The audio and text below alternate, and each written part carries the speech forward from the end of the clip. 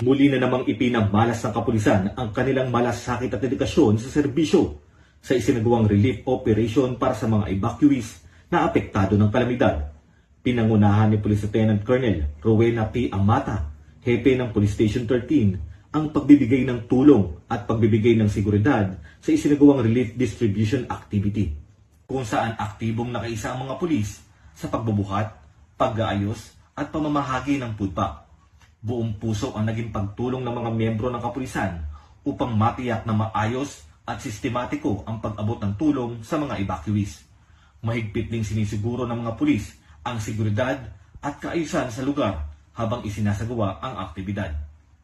Ayon kay Police Lieutenant Colonel Amata, ang ganitong mga aktibidad ay hindi lamang simpleng pagtulong, kundi isang mahalagang hakbang upang mapalapit ang kapulisan sa komunidad at maiparamdam ang kanilang tunay na layunin, ang maglingkod at magmalasakit sa taong bayan.